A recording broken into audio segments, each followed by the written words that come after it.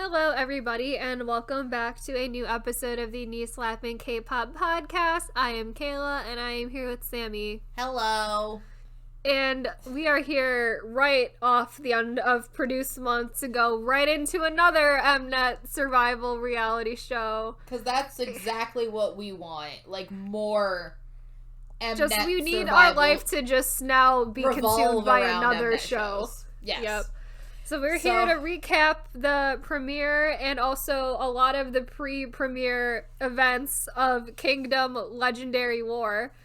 Woo! Which is the truly so fun. best show title. So fun, this show. We're so excited if you can't I'm so tell. excited.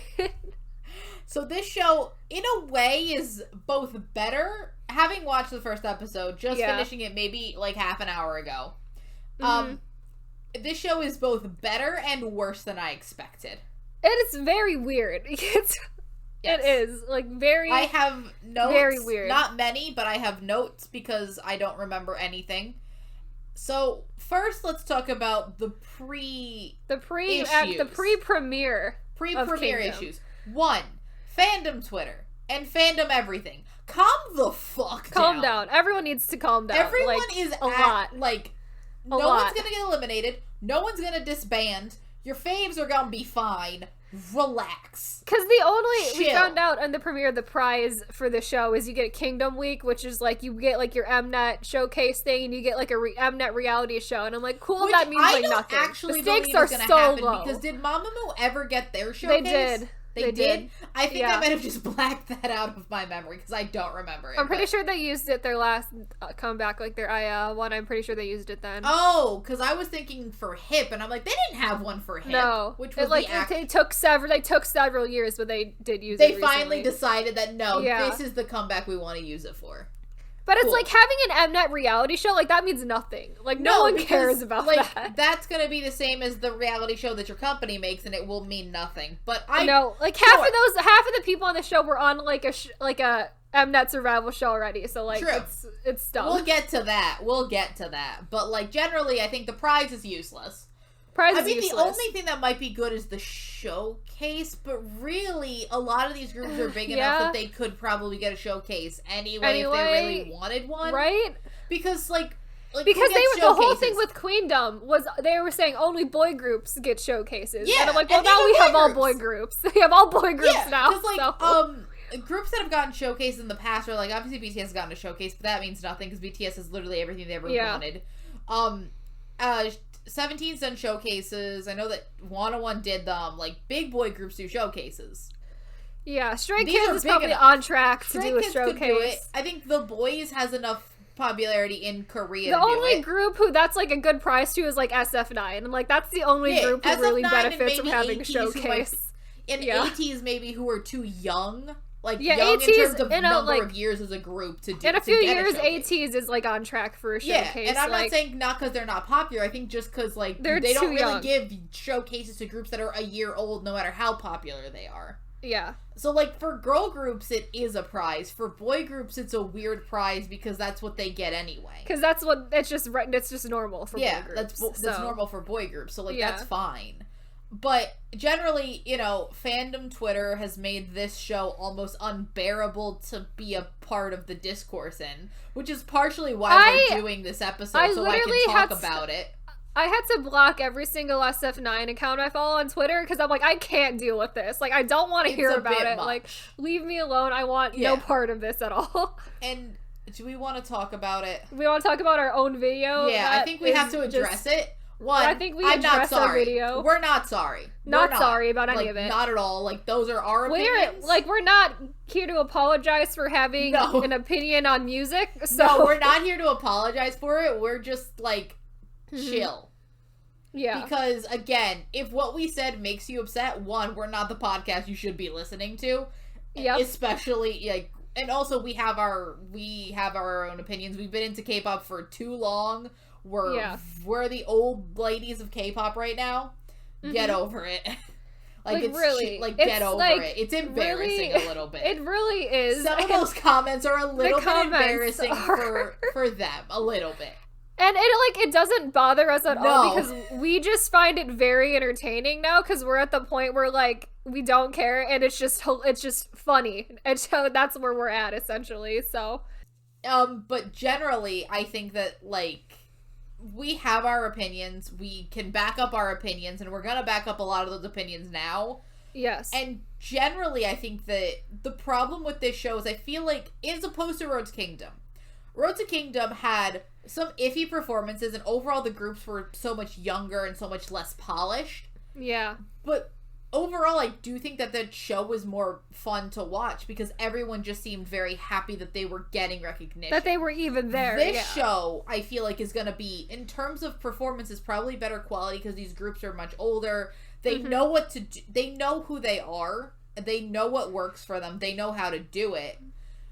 And overall, I think the discourse around this show is going to get, like, this is episode, the pre-release discourse was unbearable. The pre-release discourse was already horrendous. God, yeah. When we get close to actually having winners for different rounds, it's gonna be unbearable to listen my God, to. the second, like, Stray Kids, ATEEZ, and the boys were announced for the show and they did their whole mama thing, it was already a disaster. It was then, already, and we only had half of the cast. Yeah, and then you add in SF9 fans and iKON fans, both of which I think that probably the most relaxed people are, again, BTOB fans are older. The BTOB fans are great.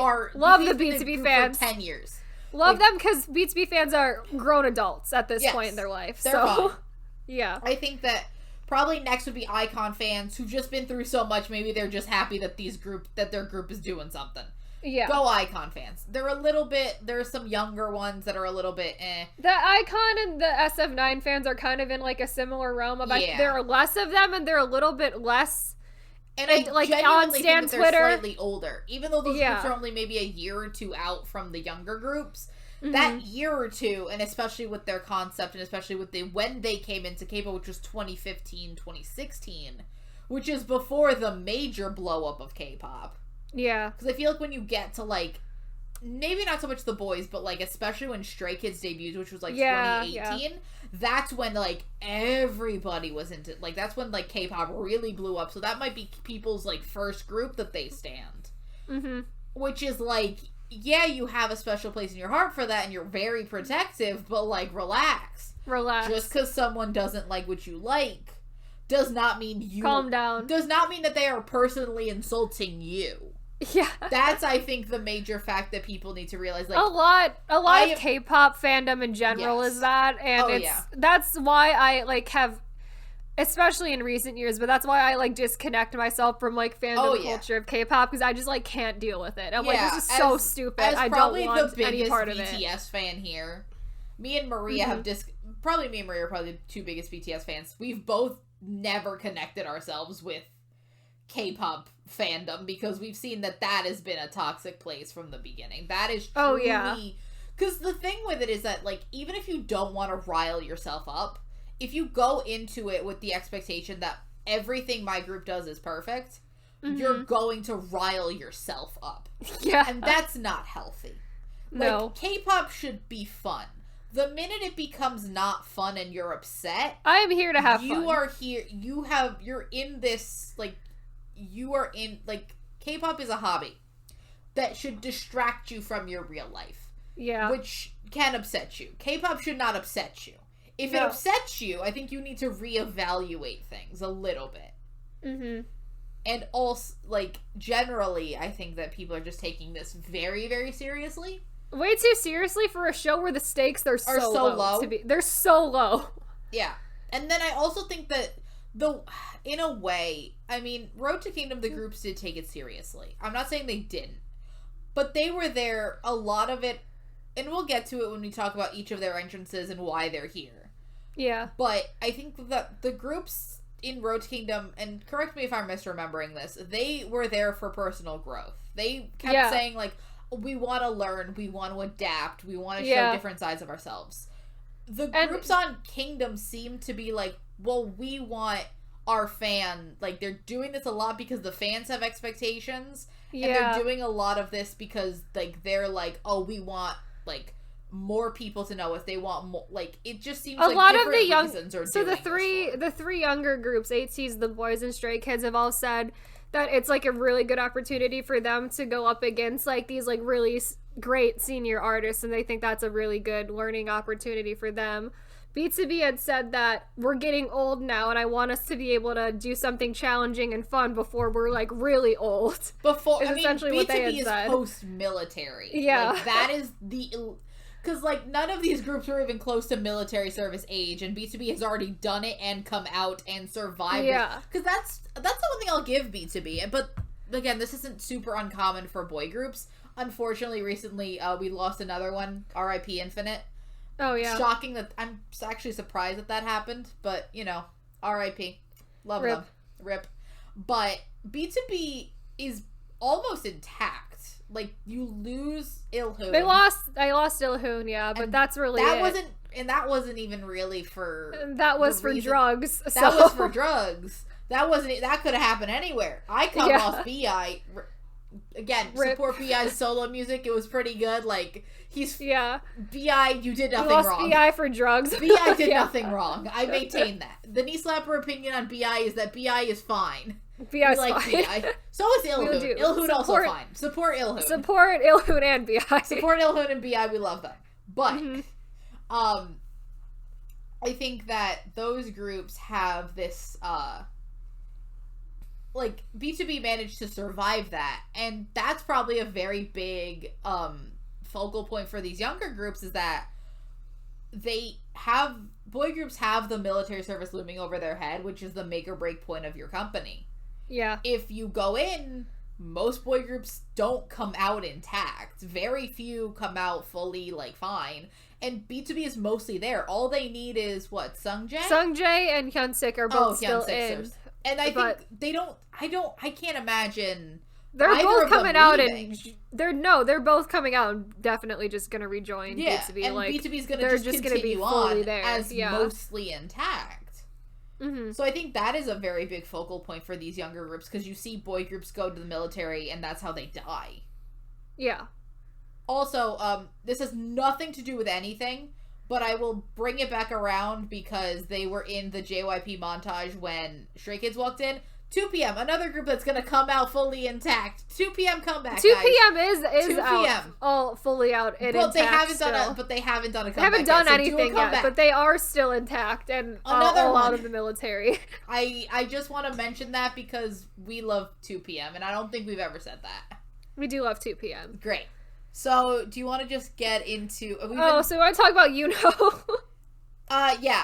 So, the other thing is that there were 2 hosts, the 2 TVXQ. remaining members of TVXQ. Unfortunately... Unfortunately, we've lost one of them. We lost a host after the first episode was already recorded. Yep. First 3 episodes, apparently.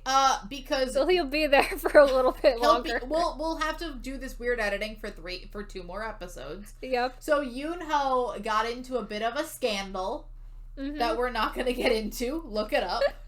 The big thing is he's under, like, current, like, active police investigation. Yep, mainly that. So, like, they're like, well, we can't have him here, but we also can't re-record Changmin's line in a green screen and have him appear on a stage. Yeah, we also can't just have him, like, talk to the wall. Yeah. Yeah, we can't have him appear like he's crazy. So we're just gonna edit around him as quick as possible, even though he's just there. He is there and says almost very nothing. Little they can do to actually edit him out because he just is there like a main role in the show, so they can't. He's the host of this show. They cannot blur him. Yeah. The way they do other people on this show. They can't just blur him out and just have Changmin standing next to a blurred figure. No. Nope. So that's fun. Also, just as like a thing that they did. So this first round, the voting was based off of this was the first time they've really shown the intro performances, but these were all aired live 3 weeks back or so. And I would just like to complain about the way that Mnet decided we want global fan participation. So what we're going to do is we're going to stream these 6 performances live in this 6 in the morning, by the way. 6 a.m. in this 120-minute window, and then if you didn't catch it then, well, that's too bad. They're dead. Like, it's done. It's over. Who cares? Also, this entire thing was also they're trying. This is Road to Kingdom. You could not international vote. I'm 90% sure, right? They had the streaming aspect of it, but I think that was it. Yeah. So this show is actually allowing international fans to vote, mainly probably because most of these boy groups have a bigger international fan base than they do in Korea, which is probably for the best. But I'm sorry, you cannot put out these performances at 6 a.m. on a weekday. If you want international fans. It was like a Thursday. It was like a Thursday at 6 a.m.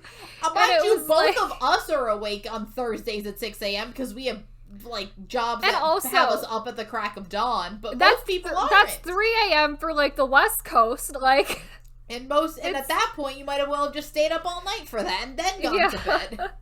That's how that works at the West Coast. Yep. But it's like why? Sure. And they're trying to go so hard into like the global fan participation, but they are not providing like any way for international fans to watch the show in an easy way. I mean, it seems very counterintuitive. Yeah, it is easier to watch it than Road to Kingdom. Yes, Road to Kingdom there was absolutely no legal way to watch Road to Kingdom. We found that our own way. But Kingdom is at least on Viki, so there's like one outlet there. You one can watch legal it outlet. Pretty decently for free, and Viki's pretty good at getting their subtitles out. Like they had it up in a little over a day because they're fully out right now. So is it? It was like 95% when I watched it, and like you just wait a little bit, and all the subtitles are there. And if you don't care about subtitles, you don't really need them. Trust me, you're fine. I've watched entire episodes of Road to Kingdom without subtitles. Exactly, so you're fine. Yeah, but. I mean, I will say nothing will beat the way they did Island. But that's mainly because Big Hit would just have it on their channel. So, like, Mnet, you're gonna just lose money if you don't put it on yours. Yeah, I don't understand why they couldn't just, like, live stream the episode when it's on. The way they did Island. I don't. Like, why? Why are we not doing that? Yeah, I think mainly because Big Hit did it on their channel. That's why they had to do it for Island. Because it's a collaboration thing. But... Because when Mnet is allowed full control over it, they're like, nah. They're like, no, we're going to throw it on Viki. Which, again, I would be very curious if Mnet owns part of Viki, because that's where all their shows go. Mm-hmm. But I've never looked into it, and I'm not going to right now. I don't care enough to we'll look report into back that, I'll report back if I decide to look it up. Or, tell us in the comments if that is true. Yell at us in the comments, yeah. Yeah, just tell us. So... Shall we start? We should start episode with the proper. Actual. Yes. All right. So my first note is that we're still so dramatic, and we still kept the stupid stage. We kept drama. The same stupid stage layout as well. Yeah, the stage layout is still stupid. It's still the two sides, and then you're in the middle essentially. We still are acting stage. Like we're on like a road to Kingdom, and I'm like, but this is Kingdom. We're at Kingdom. We're here. We've arrived. We're not on the road going anywhere. This is the end. This is the end. Mm-hmm. Why are we on a road? Where are we going? We're still on the road. We're on the road again. On the road again. It's funny because the boys are the first ones to walk in, and of course they're very familiar with everything because they just did this last year. But also the boys, half of them seem kind of excited. Half of them seem like, why did we decide? Oh God, to do why this are we here again? Why are we here? But they seem mostly fine. Also, before we do that, I want to mention another pre-debut thing that we did not mention. Oh, the logos? The logos. Yeah. They have taken the logos, which, again, most of these groups don't have logos. They have their name written a particular way and added a crown to It's just their name in a font, a certain font, yeah. Yeah, that's sort of their logo is their name in a certain font. Really not much else. The time of intricate K-pop logos has, the generation before these. Even B2B. But B2B was never one that had a logo. B2B didn't really have a logo, yeah. No. It was a lot of groups did back in their, time. Mm-hmm. But, generally, they just added a crown. Some of which are obvious. Like, SF9's is very simple. Yeah. And honestly, maybe one of the most effective. It's like a different style of crown on each group logo too, which is and also it kind is of sort weird. of made to match the font. Some of which make it unreadable. The B2B one is very bizarre. Which one? It's just isn't that's the one that's like a couple of lines, or is that the icon one? No, the icon one is a couple of lines because they write icon is a couple of lines. The Stray Kids one confuses me, mainly because I don't like Stray Kids' logo, which is their name written in the weirdest font possible. It is weird the way that the Stray Kids one looks, because it's like it's like they wrote like it's like they did some weird type of like layering with it or something. It looks very weird. It looks like they almost took like a font from like the Monsta X logo and like put it in a crown and then put it behind the Stray Kids logo. It looks very weird. Mm-hmm. Yeah, it's very odd. I mean, generally it's I think that they were just like saddled with the like not logos, and I'm like, this was a mistake. Then don't do it. If you can't figure it out, don't looks like it's made out of fire for some reason. Like, yeah, I think they were just running out of. We need six different crown we got, ideas. Like nothing here. Yeah, we gotta figure something out. Fire, they're fire. All right, so Icons is maybe the worst one. Icons looks pretty bad. Yeah, Icons looks weird, but I guess it's fine. So, yeah, the boys comes in first. Half look like they want to be there. Half look like they don't. Then Stray Kids comes in, and they are very serious. Yep. In a way that I... So, here's the problem with the concept of this show. This show likes to think it's produce, in the way that this is a make or break for their, like, this is the most important moment of your life. The most important competition of everyone's career, but it is not at all. When in reality, they need to treat this like Hit the Stage, which is a show we will bring up forever, because it's one of Mnet's best shows they ever made. Yep. Because that show is where you go on for 1 week, you want to have a good performance, but, like, you're still you at the end of the day. But then you can leave. You're still a member of a popular K-pop boy group. Like, Road to Kingdom had more of a reason, because these were more unknown. Not unknowns, but, like, they're not fully Nugu, but they were, like, more unknown. More, like, lower on the totem pole K-pop groups that had room to grow. These are some of the most popular groups in K-pop right now. Like, I think they're fine. Generally. I think that they're still gonna be fine when this show's over, no matter what happens. So I think that the overall tone of this show is off from the beginning. And I think Stray Kids is playing into the tone. And I think that that's a mistake. I think you gotta play against the tone of this show. Yeah. It's weird. And then ATEEZ comes in as right after Stray Kids, literally don't know what to do because they're so nervous. Like they're sweet, they don't know what to do. Like it's and they literally come in and they bow to the boys and Stray Kids and go sit in their like corner of the bleachers and like just don't speak to anyone. Like they are scared. They don't know what to do. They want people to like them, but also don't know how to like enact the conversation. Yeah. So after we get the three, we have the three groups come in who sit on one side of the stage, and those are like the young. That's like the young group, baby groups, half of the stage. Yeah. Then we go right into the B2B. Old men. Who again? That's not an insult. They admit themselves that they're old. They're so old. Because the next oldest group is iKON, who debuted in 2015. They're from 2011, so. Yep. They're very old. You know, they have age and wisdom on their side. But once B2B walks into this room, the atmosphere is different. Yes. It's so much more light and fun. The second they step in. That B2B has always been a group of crazy people in the best way possible. B2B is very funny. B2B is very good on variety shows. B2B knows how to make things like relaxed, because they're just they figured it they're out. So good on they're so good on variety shows generally, because they're just very stupid and fun, and they know how to deal with that type of an atmosphere. And because they are so senior in comparison to the other groups that are here, they probably know that they're all nervous and like generally don't really know what to do, and so they sort of come in before TVXQ come in and are like pseudo MCs for everyone and are just trying to lighten the mood. The other thing with that is that they also have, because they're such a senior group, they have the freedom to do that. They know that these young groups just do it. Can't do this crazy shit because they're young, they're still under that whole like structure, and they haven't really been able to like be that crazy yet. These young groups, they always have that very rigid like media training type situation. B2B is by the time you reach 5-6 years is when you really start to break out of that. It's because a lot of these groups, they know how to do variety shows and be fun when they're with only each other, but they don't really have, they don't know how to interact with others. They don't have the etiquette, like, they don't know what to do when they're with other groups. Yeah, they don't know what because there's a structured dynamic with each other, and then with other people, they get thrown off, and you know.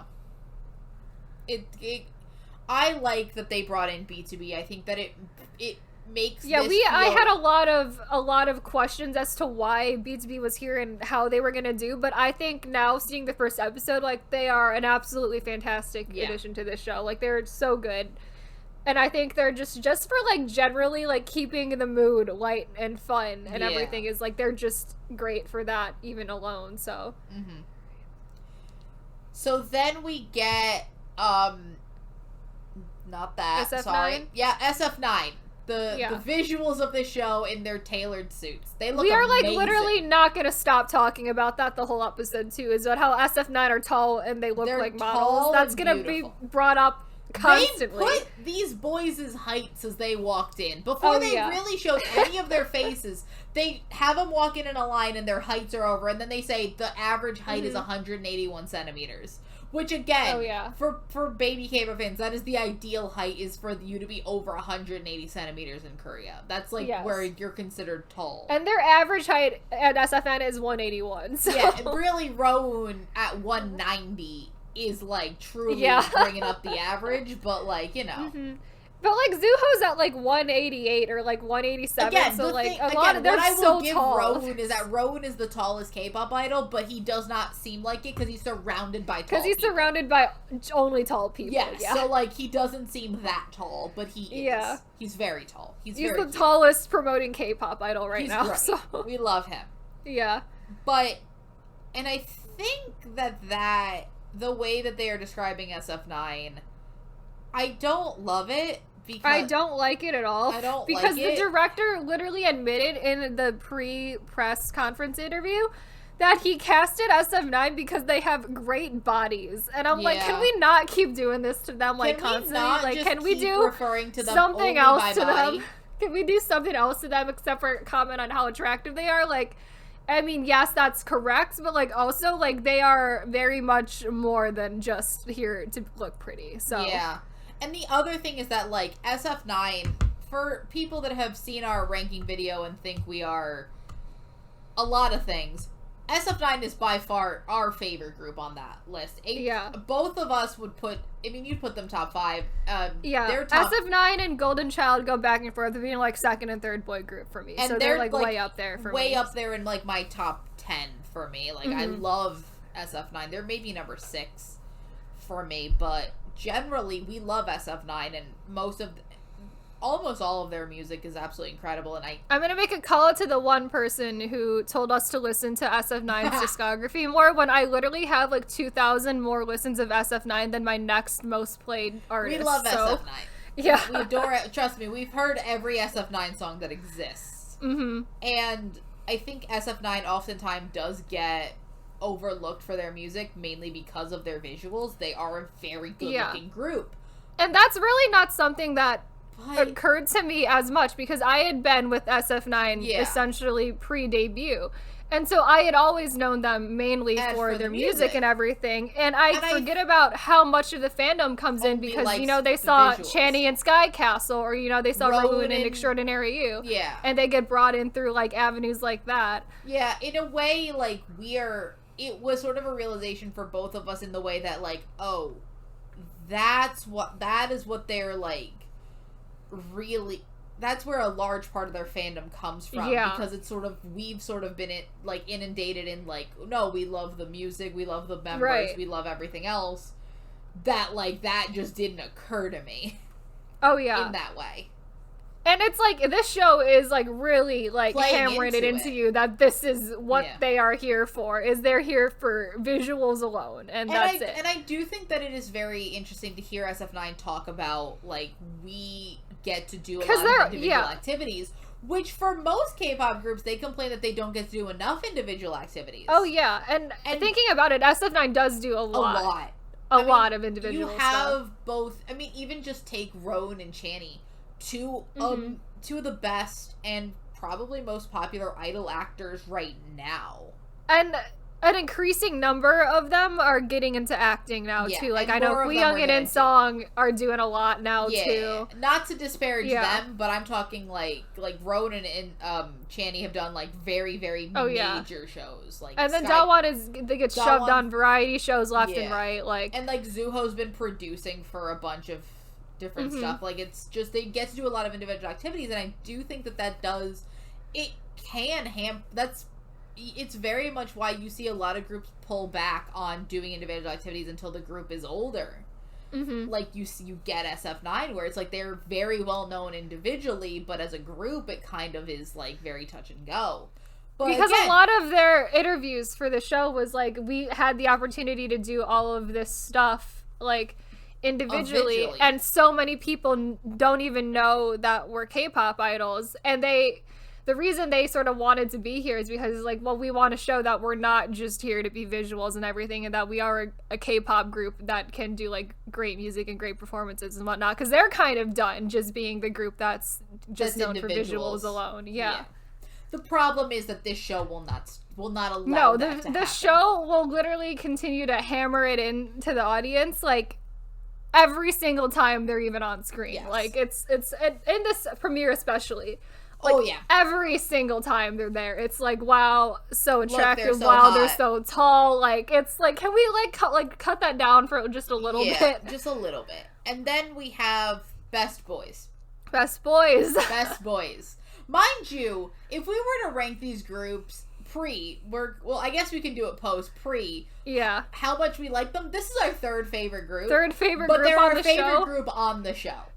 iKON is thriving so much. Oh my god, I love them so much. I feel it. Well, the thing with this also is this is iKON's third, as a group, third reality show. Bobby's fourth. They did Mix and Match. They're doing this, and Bobby also did and won Show Me the Money.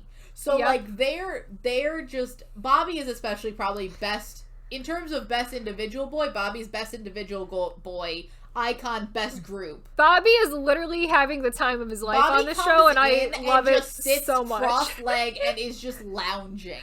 He is and so I'm loving it. It's so funny, too, because in iKON's, like, interviews, like, why are you on the show? Bobby was like, I feel like we were most passionate when we were on survival shows, so, like, we wanted to do it again. Look. And I'm like, I guess they're addicted to the, like, K-pop reality show drug or something. Like, he's just like, it's been years, I need another one. I need more. No, but what I will say is, like, I will give it this. Bobby, B.I. is not with us anymore. He's not dead, but he's just not B.I. is not dead. He's not, I realized it right, I'm like, he's not dead, but he's fine. He's fine. I will say this. If I had to pick the best performance on a K-pop reality show, I might give it to Climax. Climax is so good. When you say they're most passionate, watch Climax. That is the most passionate I've ever seen iKON. Emotional, like, peak of, like, any survival show performance ever. I felt that to my core when they did Climax. Like, I will say that. I'm just like, in terms of, I believe when Bobby says we were maybe most passionate when we're on survival shows. I'm like, oh yeah. I mean, after Climax, I believe it. Like, sure. I don't think you've ever been as passionate as you were in that one performance, but I'll take it. Bobby's just, like, got a lot of, like not so much like emotional like that, but like very intense, like show me the money stuff too. Yeah, so, like, that too. But like you see the passion there, because they do seem like they enjoy competition, but in the way of just like, hey, I want to win and I want to be the best, but not in the way of, if I'm not the best, it will emotionally this is my career is over. Yeah.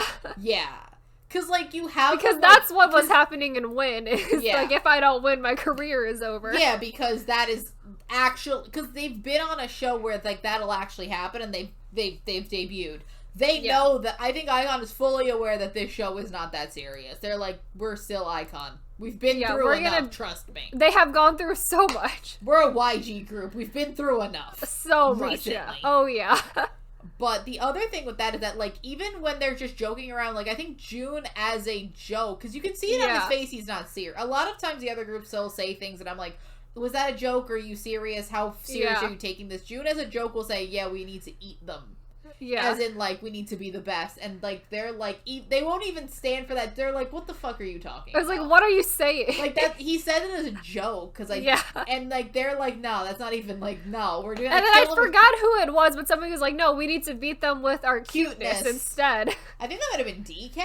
It might have been DK, Might have been DK, but I know Bobby was also like, yeah, no, we gotta... Just having a time, adorable. We're gonna be so cute. We're gonna be the cutest ones here. Yeah.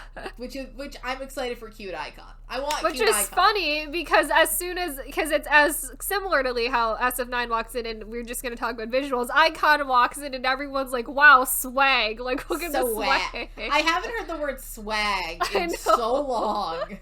But that's how they describe iKON, and I'm like, oh my god, that's a word like, this is what we're doing now. This is what we're still using.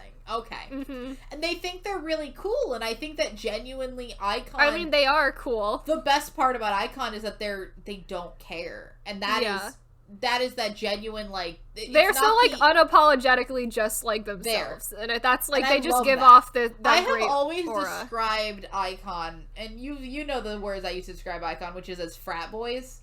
Yes. I always describe iKON as, like, this little mini fraternity in K-pop, where they're, like, these are your bros. Yeah. And, like, they'll do anything for their bros. They're just a frat. But, like, not, like, frat boys in, like, the toxic frat boy way. But, like, obnoxious frat boys, like, the slightly obnoxious fraternity that you're, like, I mean, you're obnoxious, you're a little rowdy. But, like, at their core, but they're like kind of endearing too. Yeah. At your core, you're like a good person. Yeah. But, like, when you get around your friends, you get very riled. And I think that that is how I describe iKON. And, like, they're unapologetically that, and they still are. And I like that about them. Mm-hmm. It's maybe why they're my favorite YG group ever. Yeah. They're getting up there. They're just so fun on this show. The other thing, I mean, we talk about, I love them so much. So, the other thing I want to mention is that they do this, like, montages while they walk in of, like, different scenes of them.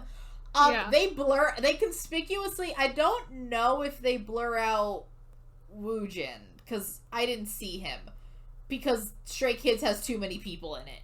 But I saw for a fact that they actively blurred out B.I. and Ilhood and B.I. Actively. Yeah. Yeah. Actively. And it was very conspicuous. It's just like there's BTV before it, I'll Be Your Man, and there's like a huge blur in the corner. Like, I wonder who there's just a blur in the corner. No, and then, like, because of the way iKON songs work, it's just like there's a blur right behind Bobby. Yeah. It's a giant blur. It's hilarious. It's very interesting to watch. Mm-hmm. I don't know if they did it. I didn't know. I didn't even notice B.I. I only saw Ilhoon, so I'm interested to see if they did. And there's so many members of Stray Kids that I'm just like, did they? I don't remember. But those are the two I noticed. Mm-hmm. Because they're very conspicuous and the groups are so much smaller. Oh, yeah. So, then, we're gonna go into each of the performances, but before we do that, I want to put something out there. To just complain? To just complain before we do that.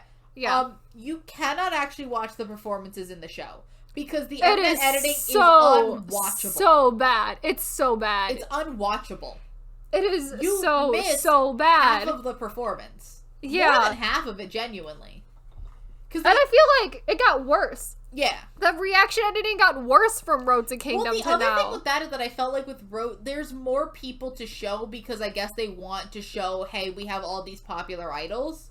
Yeah. I genuinely don't know, but because, like, if you only watch the show, you have to watch the unedited version on YouTube that they put out because you can't watch it. It's unwatchable otherwise. It's unwatchable. Because you miss Icons in particular, I think, is when I noticed it the most. Every 2 seconds, there's someone yelling or, like, making a dumb comment. And I'm like, can everyone just, like, shut up for a second? Like, yeah. I cannot watch this. Because, yeah, when they're not cutting to different people's reaction faces, they're just screaming. Screaming in the background. Because the music's probably loud. So I'm just like, why are we... Like, why are they mic'd, for one? Like, why are you micing them when they don't really need to be? Like, what is happening? Oh, yeah. I hate this.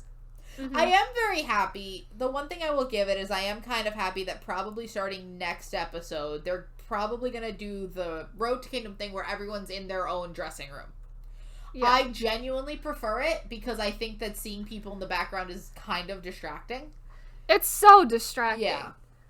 It's also just a part of the fact that they made the stage set up in the stupidest way they possibly could. So yeah, it's horrible. I hate it. And it's the same. I do think it might go away for next time.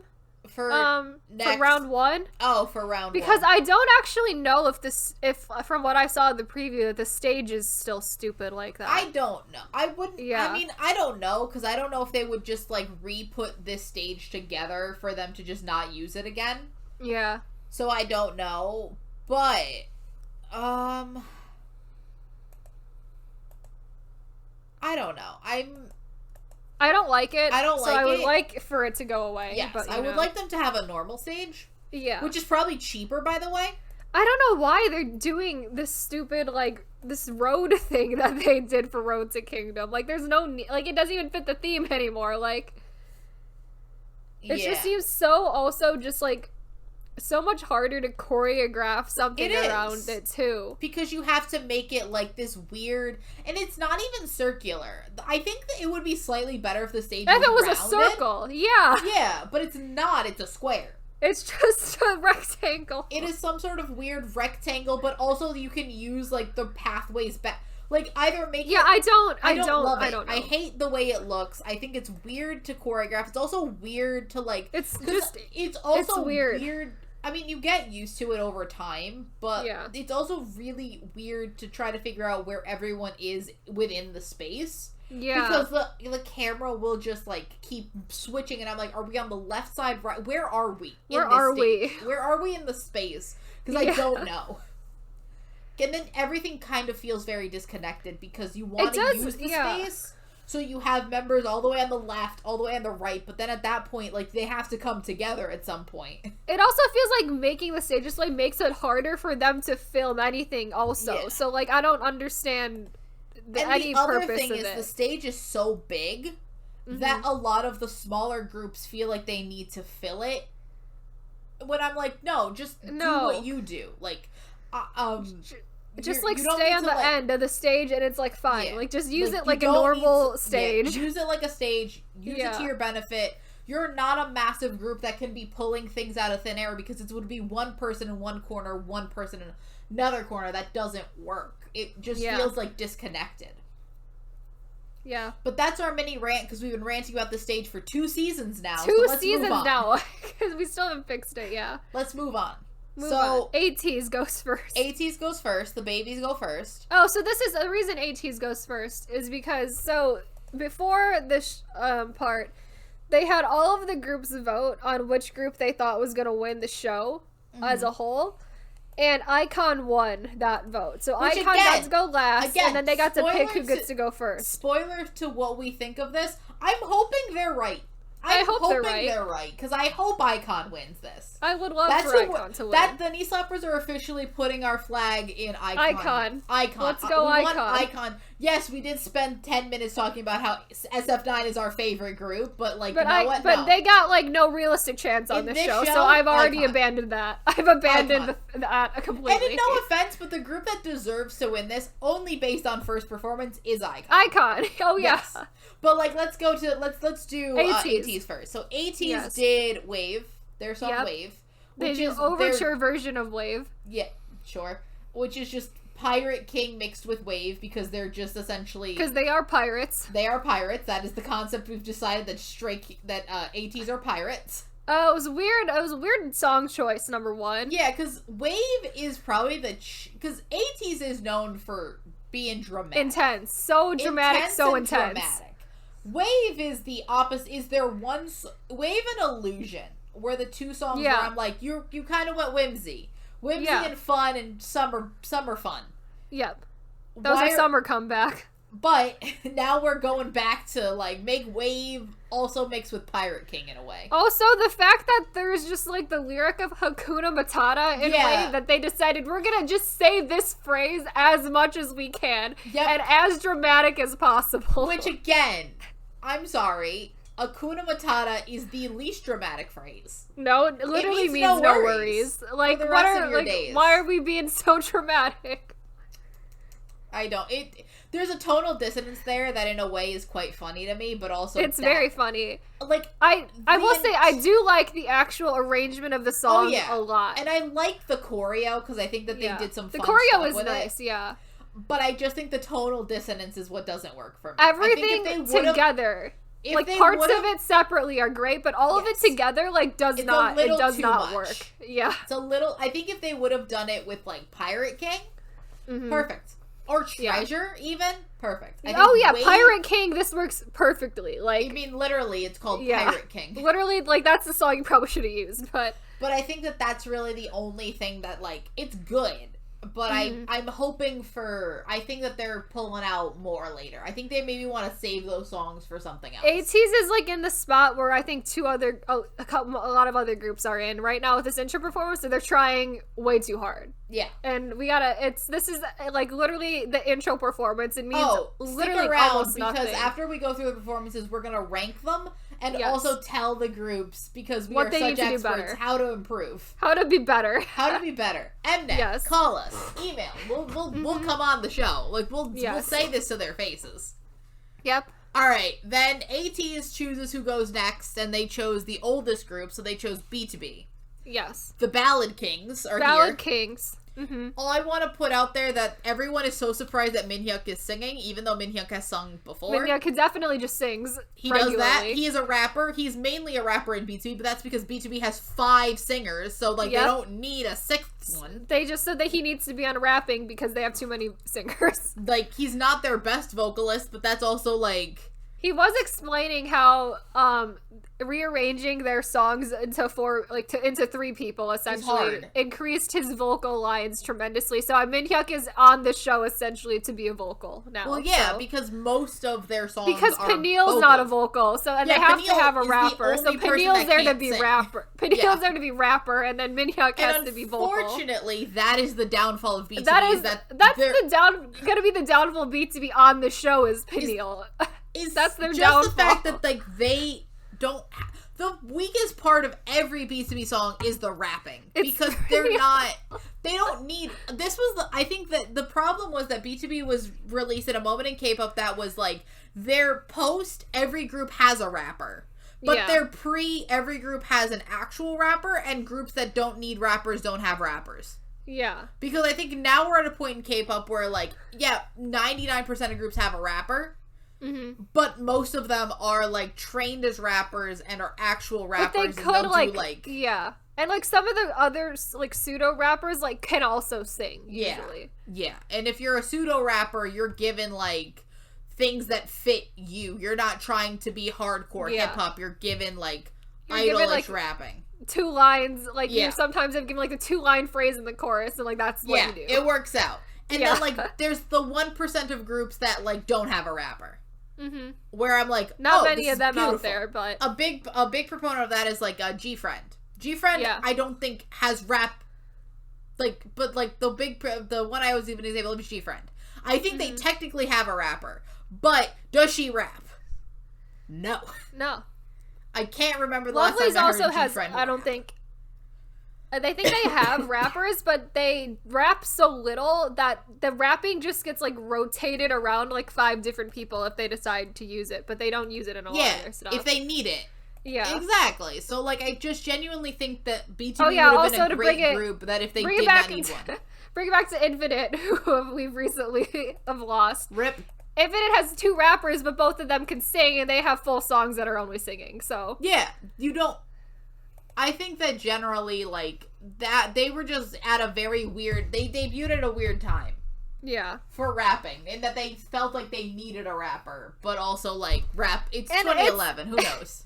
It's unfortunate that they have to take their better rapper onto the vocals. Yep. And we're left with the worst rapper as the rapper for the show. Yeah. Which is, it's sad, but the reason I think the thing that drags down the performance so much is that Keneal's rap is way too long. It's a bit long. He raps for like 25 seconds, and I'm like, this is way too long of a rap right now. Yes. So then we go to SF9, and I just wrote in my notes, I'm sorry. I'm so sorry. I'm so sorry. But also, before we start that, Rowoon, mind you, there are other groups that have injured members. Like, Mingi from ATEEZ is injured. He's not there. I think that, who else is injured? Is that member of the boys injured? I don't think so. I thought there was, but I don't think there is. But I don't think they are. But, like, Mingi's not there. Rowoon has a back injury. Rowoon has a back injury. He's still there. He's sitting there. He's here for moral support, I guess. But like, what? Yeah, he's just sitting there. He's there to look pretty. The thing is that like ATEEZ at least announced that like Mingi had a back injury and like wasn't gonna be able to do Kingdom. Like I had no idea Rowoon had a back injury until he showed up on the show and then didn't perform with SF9. Like, oh, good to know. Great. Also, he was also filming that drama. Yeah. Somebody don't put on the lipstick or whatever, that drama. Oh yeah. At the time, they would have needed to be practicing for this, so I don't think that works out. Would have done it anyway. So. Yeah. So Rowoon is there to look pretty. Yeah, he's there, and he literally just like he literally doesn't do anything. He comes and he sits on the bench. He's there to bring up the average height. Sure. But yeah, so they do Good Guy. Yep. And I'm so sorry. It's really, really bad. Quite something. It's really bad. It's not good. I love Good Guy. Good Guy is one of my... I don't know what they did to it. It's just so weird. It is weird. All the decisions that were made is very weird. A lot of bad decisions were made. The first bad decision, I think, was... I love Channy and... Youngbin? Yeah, I love Channy and Youngbin. But why were both of them do the dance break? We need to stop giving Channy and Youngbin the dance break because they have done not a lot in like random performances, and I've never once been impressed by it because neither of them are really that good to begin with. Yeah. It's like Taeyang is like right there. Like Taeyang is Taeyang right there. Yeah, I think generally it's one of those things of just like, why have we decided to do this? Yep. Mistake number 1 is I don't know why they have that stupid crystal. I don't know why they're adding lore into a song that doesn't have lore. Then it was the dance break was also a very and I also they're decision. Going so intense, and they also are very out of sync with each other. Performance. Yes, yeah. Not and also the dance break with just 2 people. The dance break also very out of sync. Yeah, it's so sad. It makes me so sad. It is. I'm very sad. It's disappointing, but also I like kind of in a way half expected it to be bad in the first place because they don't like SF9's not a group that has been popular enough that they get like end of year award stages or any opportunity to do these like epic kind of special stages. No, so, they don't. Like they don't know what to do with it really. No, they're a little out of their element. Mm-hmm. I'm hoping that they improve. I'm hoping that this was just like, I mean, first performances, that's not where you go all out. Yeah. But I have hope still. We have hope. The hope is there because we don't know what they do next yet. But, like... I mean, I don't know if it can get worse. We're gonna keep that alive until next week, at least. I don't know how it gets worse. I can see it getting worse. I'm hoping it doesn't. Yeah. I'm keeping the hope alive. I'm doing my best. Yeah. So then SF9 decides they want to see Stray Kids. Mm-hmm. And, I want to know why they have knives. That's a question I have. They just have knives. They have knives. They do Miro, which is one of their best songs, so I'll give it that. They do need to stop screaming. They do so much yelling, and it's at a level that is just so much more than every single other group on the show combined. Like, I think we've reached the point where Stray Kids does more yelling than every single other group in K-pop. Who yells as much as Stray Kids? Let's be honest. There's so much yelling, and it's so distracting, just constantly. I'm not a fan, personally, no. But, you know, I think we've made it clear that, you know, Stray Kids is not our favorite K-pop group. Yep. But, like, you know, we're doing our best. Like, what they did with this intro is fine, because they took Miro and they made it weird, jungly, like, thing, which is, like, makes sense for that song, so... Mm-hmm. It's like, the intro performance is fine. They have the same problem that ATEEZ has, though, where they're trying too hard at the intro performance, so... Yeah. They're going way too hard. That's what I'm saying. I feel like if the intro performance needs to be, like... pretty, like, low-key, because you want to build. Like, you don't want to go all out on the intro performance. I don't know how you get more intense than this. Yeah. I don't get it. It's very dramatic. I will say I did notice something in the... I have nothing else to say about this performance. Yeah, I was going to move on to the other observation I made. Yeah. The performance is very, like, it's fine. Like, I don't have really... A lot of opinions? Any opinions at all on it, really. No. Overall, I was a bit underwhelmed. I'm mainly just getting bored of Miro because I feel like that's Stray Kids' default. I've seen Miro a lot, yeah. I feel like that's Stray Kids' default. Like, they default to Miro a lot. Mm-hmm. Also, to point something out in one of the, like, pre-performance, like, set things...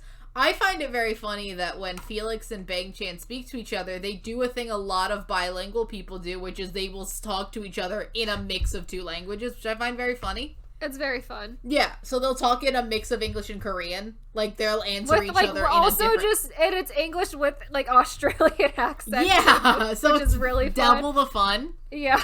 So, like, I just wanted to point that out because if you ever want to see that, that's very cute. Oh, it's also very fun where he's having the conversation with Eunkwang, and the conversation just keeps going in a circle because it's like, how are you? I'm fine, how are you? And that just keeps going in a circle. Like, what's happening? Like, because Eunkwang doesn't know any other phrases in English. Yeah, because Eunkwang is old. Yeah. And then we get the boys. Mm-hmm. I was underwhelmed. So the problem with the boys is that they have... We keep bringing up Road to Kingdom, but there's no other thing to do. My expectations for them are so high because of Road to Kingdom that I think almost anything that they do here is going to be in direct comparison to that. And this is just, like, very underwhelming. I was, like, so underwhelmed by it. Oh, yes. Extremely so. Yes. Also, I feel like the boys have, like, run out of songs to perform. They have. That they've done Reveal and The Stealer. They have to go, like, really early boys songs now, and, like, I feel like that's not a sound that they do as a group anymore. No. I think they've run out of songs. Where do we go from here? They can do Breaking Dawn. They're, like, they're Japanese songs. They can do Breaking Dawn and Tattoo. Tattoo, yeah. That's what they got. They're Japanese. They're quote-unquote Japanese songs. That are just in Korean. Like, I don't know where else you go from there. Mm-hmm. Because they've done every other current song. Yeah. So I think the problem with the boys is that I think coming in to Road to Kingdom, no one knew that they could do stunts. No. Because they have never done stunts ever, and they came into Road to Kingdom, pulled out stunts left and right, and everyone was like, wow, that's amazing and real cool. And the thing now is that now we expect them from here. Now we expect them to do stunts. The thing with that is that they pulled out every, like, stunt that I could think of. Like, what else can you pull out? They literally went all out on Road to Kingdom, which I mean, I feel like that is what that's how they won. Show. That's how you win, but that doesn't work when you're on the next season. Now we're on Kingdom, show. And now we got nothing left to do anymore. Yeah, like because we've already used it. Yeah, I was underwhelmed, but it was still good. That's the thing. It's bad. It's good. It's not bad at all. Yeah. But it's just everything they do is just going to be in direct comparison to the Road to Kingdom stages, and it's gonna, for the most part, it's gonna look more unimpressive. Yeah, it's gonna fall short because when you pull out all the stops, and the thing is, you can't start out with upping your Road to Kingdom performance because that was a finale performance. They're already like the standard is so high for them already. The last performance we saw was a finale performance of an original song. Yeah. Now you're gonna go back to an intro performance where you have to start over by going small and then building. Right. So it's but now they have to start at such a high level. Yeah. But they in a way, like, I get why they are doing that, but I also feel like they are in the category of like they're trying way too hard already. They're gonna hit a wall very soon because there's only so much higher you can go. Yeah. So then we have iKON. Again, the best one. The best one. iKON. iKON. No, the thing with iKON is I would never say iKON is the best dancers here. If you saw our ranking video, iKON is probably some of the not worse. They're not bad. I think we rank them like fifth or something. They were fifth. Just above B2B. Yeah, because B2B doesn't dance. That's why we ranked them sixth. They don't. They just don't. They just don't. They did They came here. They did a ballad. Like, yeah, they stood in front of mics. Again, they're here for the vocals. But iKON doesn't dance. They're a YG group. They don't really do choreo, and when they do, it's simple choreo. Yeah. But iKON has amazing stage presence, for one, and two, they know how to make it work for them. Their songs are made a particular way to have a lot of energy, and you have to just convey the energy, and iKON conveys energy very, very well. They are like chaotic in a way, and it works really well for their own songs. And I think what they did with this performance is, I wouldn't say that the choreo they're doing is that impressive, but the way that it's paired with the song arrangement, and then just the way that they're executing it is what fits so well. And it also is like the only performance other than like B2B's that felt like they were being so like just unapologetically themselves. And like, this is what iKON is. This is what iKON's here to do. They weren't trying too hard. They didn't need like some random theming to their song. It was literally just like a arrangement of rhythm ta. And they're in like white tracksuits, but like that's what iKON is. They're like here, and they're here to be like have like the stage presence and have fun, and like that's who they are. Yes. And I think that iKON is a group that is trying to prove nothing to anybody. Yeah. They have accepted, and I think B2B is the same thing. Those two groups are very similar. I think it's not a coincidence, I think, that they're the two oldest groups, and they're the two groups that I think have been through the most. Yeah. In terms of, they're 11 years, B2B's 11 years old at this, no, 10. B2B's 10 years old at this point. Yeah. And iKON is a YG group, and they're like 6 years old at this point. So they're older. They've gone through a lot. They've gone through member changes. They've gone through scandals. They've survived all of it. And they've accepted who they are and what they do well. Notice that all these other groups are pulling out every stunt in the book. They're trying to reinvent themselves. They're trying to do something different. B2B and iKON know who they are, know what they're good at, and know how to play to their own strengths. Yeah. That is what you have to, and that's what makes you unique. If B2B was out here with huge choreo and flipping Peniel up in the air, they would kill him. He'd be dead. Someone would be dead. Someone would be dead, or someone would be like, someone's like paralyzed for life. Paralyzed. Like this, it would be bad. But also, that's not what you go to B2B for. No. People listen to B2B songs for the music, the vocals, the ballads, that. Yeah. It would be and there's nothing wrong, and we're not saying there's anything wrong with trying to reinvent yourself and do something different. But that has to come from an organic place, and it needs to be a transition. You can't, and it's a similar thing to what Lovelyz tried to do on Queendom. I always bring it back to that because that's a textbook example of what you shouldn't do. You can't just switch your concept immediately.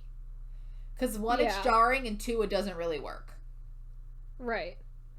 If you do something well and you like doing it, play into your strengths. Don't...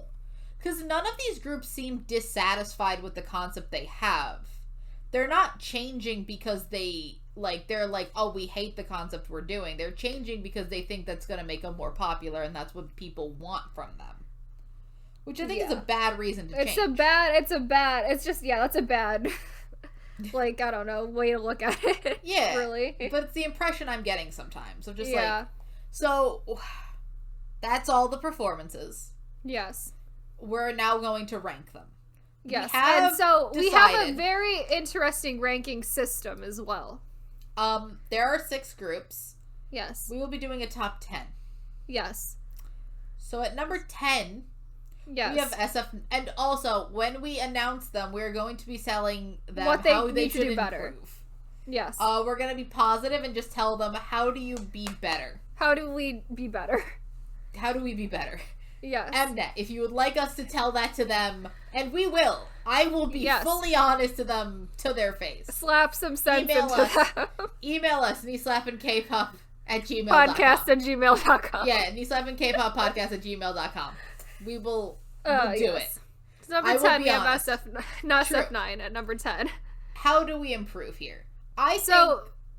The thing with them is that I know that they have this whole weight on their shoulders thing that they want to get rid of, is that they are more than just a visual group. But the way that they need to go about that is not to completely switch everything that they're about as a group and try to match the intensity, dramatic performances that a lot of these other groups are going to do, because that's what their concept is. I feel like the way for them to fix that is like, yes, we're visuals and we're attractive. Why don't we lean into that more and put out like great performances that like take that to our advantage? Like, I don't think it's a bad thing that they are visuals and they're attractive. Like, that's not a bad thing. No. And I don't think it's a bad thing if they take what's already a strength of theirs, but learn how to utilize it in a way that puts on these great performances. Yeah. Yes. Because what I think they're going to do, it's because I think they're going to look at ATEEZ, The Boys, and Stray Kids, and they're going to look at these groups who are putting on these incredibly dramatic, intense, like performative performances that are very, like, you know, story-based or concept-driven. SF9 has never been a concept-driven group. They literally wear suits, or they wear, like, weird versions of, like, just street fashion all the time, and that's literally what they've worn their entire career. They don't do these, like, costume-esque stage outfits. And I saw the preview for next week, and they're wearing weird costume-esque stage outfits, and I'm like, it was weird for me, because I've literally never seen them wear that in their entire career. So, not to bring this back to a group that we adore, but I think SF9 could do what the transition that 2PM did. 2PM just become 2PM. Because they have a lot in common. 2PM also really well known for doing a lot of solo stuff.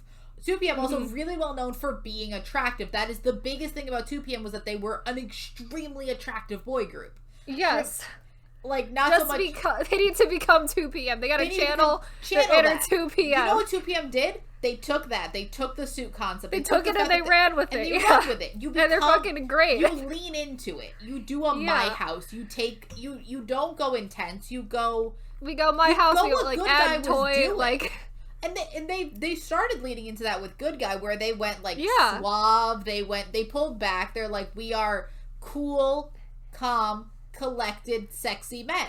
And even they talked about in the show, because that's why they performed Good Guys, who was their first winner, everything, but that was the first, like, comeback they had where the members had a lot of say on, like, we want to do this concept because we think it will work really well. And the fact that that's the song that started their, like, massive popularity, I think means a lot to them. Yeah. And so, like, they're very good at that concept. Yeah. And I feel like they need to lean into it more instead of trying to prove that they're a group that they're not. Yeah, and I think even Summer Breeze, which is more of, like, I mean, they still are, like, wearing suits and, like, looking hot and shit in that song. And it's not, like, a summer bop where it's, like, super hard, super intense. It is a, like, chill, more... It's still intense. It's still, like, hype, but it's, like, a calmer, like, we are suave, collective gentlemen. Like, we are, like, you have to lean into your strengths, and I think the strength of SF9 is that they can play cool, like, very 2 p.m.-esque of a cool gentleman that's gonna take you out to dinner. Yeah, because I think the worst thing they can do is to try to completely ignore the strength that they have and try to, like, become this, like, concept-driven group that they really are not. And it's not so much that they are not. They're also, and I think a lot of K-pop groups fall in, not even just SF9, but a lot of groups fall into this thing of, like, well, what a lot of the bigger groups are doing is the hype song. Yeah. Well, guess what? SF9 ain't doing that either. That is SF9 not a hype group. Market. Everyone is trying to do that. If you do something completely different, yeah, sure, you're not doing the most popular thing.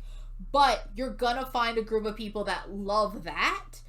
And instead of competing with 80 other groups to do the same thing, you're gonna be the one doing something different and doing something uniquely your own. And I think that SF9 has this prime opportunity to do that right now, and I don't want them to waste it. I know. And they're at this point where I'm like, you have this. Just run with it. And I do think, the thing that concerns me is I do think they're in the Lovely spot of Queendom, where they're by far the least popular group on this show. Yeah. And Lovely's came in with a thing of, like, you know, we have this, like, cute, like, whatever, elegant concept, but we want to not be that on the show, and we want to show something different. Well, they did 2 performances of that. They were both horrible. And then the one performance they did that went back to their sort of, like, cute concept that they're really good at was easily their best performance on that show. So, like, it doesn't work when you're trying so hard to become, like, a group that, like, you really, at your heart, like, are not. It's better to take, like, you know, what your strengths are and, like, sort of what you are as a group and just improve upon that more. And I'd rather see that come out of this show with, like, sort of a more, like, group improvement of concept than them just trying to switch wheels completely. Yeah. So that's SF9. They, I think, are going to run into the most problems with, like, what they can do better. So I feel like that was long, but that's probably the most advice we have to give to any of the groups. So. Yep. Next we have, in ninth place. So I also like to say that 7, 8, and we have groups at 7, 8, and 9. To me, they're kind of all the same. Yes. Like, there is barely any difference between any 3 of these groups. We have arbitrarily put them in position, but really you can put the next 3 They're, like, all on a 1 row, essentially. Yep, but we had to sort of put them in position. So we put Stray Kids next. I think that Stray Kids, their biggest problem is going to be that they are going to take this very seriously. They're taking it too seriously, for sure. I mean, they're gonna be very intense about it. They're going to, like, go all in, which, again, I'm not saying you don't give it your all. Give it your all.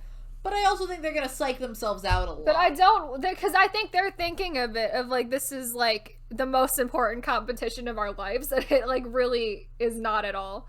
Especially with them having already done a survival show before, I don't think they need to be going as hard at it as they currently are. I want them to have fun, and so if they could lean more into, like, fun, cute Stray Kids, that would be great. I think that Stray Kids needs to go back, because Stray Kids is young. Stray Kids is a very young group. I think that you can lean into your youthfulness. Lean into, like, awkward silence and get cool. Don't, like, lean so far into, like... To, like, God's Menu that we're just, Backdoor, like... Which I think is what they're gonna do, though. They're 100% performing, like, both of those songs on this show. They are, and I'm not excited. Everyone knows our opinions on those songs, and I'm not pleased. I want awkward silence so bad. Give me any song that's not Backdoor or God's Menu. Any of their songs, literally any of them. I will take over those two. Yeah, I think that they need to have fun. Yeah. I don't think they will, but I want them to. Yeah. I hope that everyone makes sense. I want them to have fun. Yes. Then at 8, or really at 9, or at 7, really, I don't know. We have the boys. I think the boys' biggest concern will be that they are going to compare themselves to Road to Kingdom forever. They're carrying around this, like, baggage of Road to Kingdom just constantly They have a chip on their shoulder. They have a chip on their shoulder, and I think it's very evident, and I'm sad for them. it's so hard. I think at whatever group was winning Road to Kingdom, it was gonna have this problem of they're gonna be carrying the baggage of like an entire other reality show with them where they performed so well and like are trying to live up with them, because in all of their interviews they're like, well, we need to do better than what we did on Road to Kingdom, and I'm like, but you were already doing so well on that show. You have to like they literally just have to like drop it. They have to take the Road to Kingdom baggage and just like throw it away and just focus on not so much on trying to like, I don't know, they just need to focus on making good performances, not so much on trying to top what they did in Road to Kingdom. Yeah. I think that the boys, I think it was a bad idea for them to go on this show to begin with, especially so soon after the other one. Yeah. This was also supposed to air in the second half of last year, this show, so I can't even imagine that fast of a turnaround for them. Yeah. So I don't know if there's a way to solve that, because there really isn't. I don't think the way for them to solve it is to literally it is to literally improve upon what they did, but I don't know how they do that. How they because they did so well already that like I don't know how themselves if they try to do more. Kayla, they're gonna hurt them. Someone's gonna get hurt. That's what I'm scared of for the boys. That's what I thought I read. I thought I read someone got hurt while practicing for Kingdom, but like I would believe it, because I mean, look at what they were doing on Road to Kingdom. Yeah, that's what I'm saying. Of just like, if they try to like go for more bigger stunts, I'm like, they're gonna get hurt. They're gonna hurt. Yeah, someone is gonna like scared of. Actually like hurt themselves, like really bad, like yeah. So yeah, they're gonna have a rough time with just the baggage of Road to Kingdom around. Yeah. So then at 7, or at 8, or at 9, basically these three are on the same plane. We have ATs. Yeah. So they are gonna go very intense and very dramatic and very concept heavy. I think that is an AT strength, is that they've always done super dramatic, but there's always been an element of fun. Yeah. They always looked like they were having fun. Yeah, and I think because maybe that they were nervous for this first performance, but they didn't look like they were having as much fun. And I think because they're literally the baseline for their group is so dramatic and so intense that them trying to up that is like, we're almost going a little bit too far of the dramatic and the intense for all these performances. No, it's like I think it's very easy for them to go too far because they're already so into it that it's gonna. They think they do need to try to dial it back, because I think while they're having fun, I don't necessarily want them to be going like full force, like super, super intense and dramatic 100% of the time on the show. Yeah. I think that they need the balance, because, you know, ATEEZ has that like balance of like fun and intensity sometimes, and I think that the problem will be if they go too hard on one way or the other. We're gonna lose all of the fun. Yeah. I also want them to become less nervous, because they seem so so nervous this episode. They actually do seem so nervous, because they walked into that room and like literally had no idea what was going on. They were so scared. Yeah. All right. I feel bad for them. Yeah, I think that they probably have like because I think that they're already playing to their strengths. Unlike some of the other ones that we're talking about in this section, but I think that they just need to hone in on like get the balance right. Yeah, that's really where that's really where I want them to like get right, and then they could be really, really good. So we don't have anybody at 6. And we also don't have anyone at 5th. Nope, but in 4th place we have B2B. Mainly because we want to illustrate that there is a gap between the quality of some of these performances. There is a pretty decent gap, yeah. So B2B, I think we talked about it before, the rapping is the only problem with the rapping. B2B is fine. B2B knows what they're doing. There's literally no way to solve this problem either, because Peniel has to rap. Like, he has to rap. Nothing else or he does nothing. I think he just needs to rap less. Yeah, they can't give him 30 seconds of rap at a time. So if Peniel's rapping, like, give him, like, we need shorter periods of it. Shorter raps. Yeah, shorter raps for Peniel.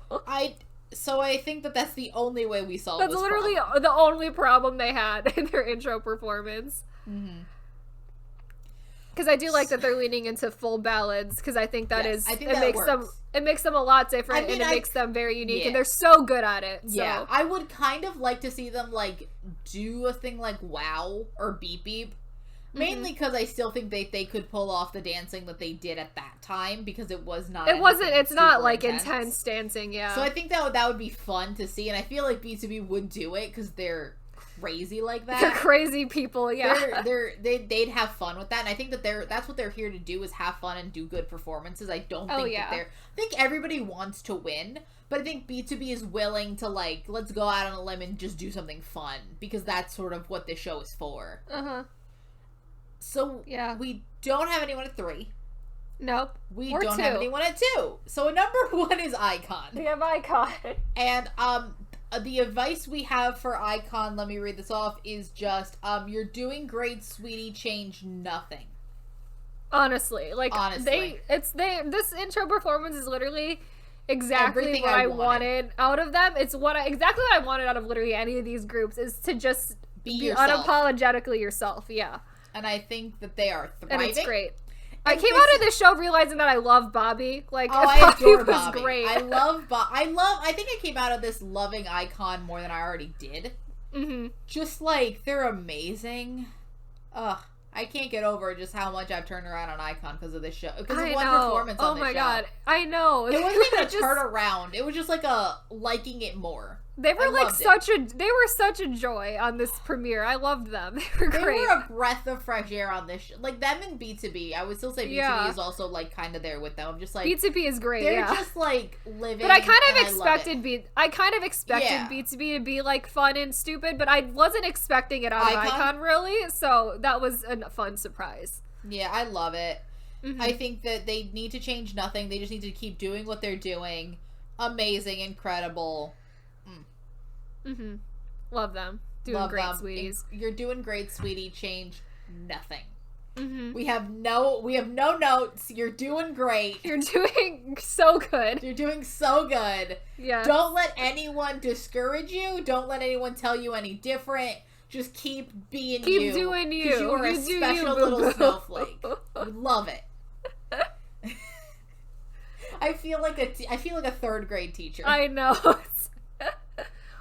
Or like a housewife or something. Yes. Just encouraging their, like, toddlers. Like, how was school today, sweetie? Right. You did great. Don't let anyone bully you. So that was our opinions on Kingdom episode 1. Kingdom Legendary War episode 1. Yes. It's very important to specify because there's too many things out there named Kingdom right now. So. Yes. It gets confusing and it is too much, and no offense, I think that this show is not that the show is gonna get worse, because I think the show is gonna be fine. Yeah. I think that the discourse around the show, because the discourse around the show is already so shit. Bad. It's so bad already. It's already shit. It's just gonna get worse. Once we start ranking people, like, for performances, and we're gonna continue to do that, we will. Like, that's gonna be a shit show. Like, it's gonna be so bad. Oh, please look forward to the ending where we are going to rank every performance on this show against each other. We will indeed rank every performance on the show. We will do that. And guess what? Your faves are gonna be real low. Yes. I don't know who your faves are, but I don't care. Generally, to everyone, your faves will be low. Your faves are going to be put it low, out there right now. And get over it. And if you don't like it, make your own video. That's literally why we made that ranking Kingdom groups videos, because we watched so many and didn't like them that we're like, let's just make fun ourselves. Yeah. And guess what? We literally we did not leave dislikes. We did not leave mean comments. We just decided to do our own thing. And guess what? That's what we're telling these groups to do. Don't be like everybody else. Do your own thing. Yes. Also, that video is now our, like, most viewed video on the channel. So. It has the most engagement we've ever gotten got the on engagement a video. Is off the charts. I love it. I love it. I genuinely also know that it doesn't hurt us. It is just funny. It really is just so entertaining to watch and keep up with now. Like, I find it so funny. Like, it's really just entertaining. Yeah, no, we genuinely have a good laugh every day looking at the comments. Every day. It's like, oh, let's look at the new comments today. It's very fun. Mm-hmm. So, that was the episode. We'll be back. Yep. I don't know if we'll do it. It depends on when round one ends. Yeah, are we gonna do it by rounds again? Probably. Yeah. So it'll probably be another 2 episodes before we're back, which is exciting. Mm-hmm. And exciting. I think next week we have a fun game. We do have a fun game. Yay! So yay. That was supposed to be this week, and then Kingdom decided to happen. So here we are. We're recording this here. the day after Kingdom airs. So this is a quick turnaround. Quick turnaround. All right. Yeah, but thank you guys for watching. And if you're listening to us on YouTube, we are also on all major podcasting platforms like Apple Podcasts and Spotify and Overcast and everything like that. And if you're listening to us on one of those, we also have a YouTube channel where you can watch the before mentioned Kingdom ranking video that everyone hates. Yes. Go and dislike it. I dare you. Yeah, go and dislike the video because the video doesn't have enough dislikes right now. So go ahead and dislike it. We also have a Twitter and an Instagram account, both of which that are not incredibly active, but you can follow those if you want to. I got so many K-pop albums that I've posted nothing on the Instagram. The Instagram is really kind of dead. We'll try to revive it. We'll try our best to revive those, but sure. Yeah. Thank you for watching, and we will see you guys in the next episodes. Bye. Bye.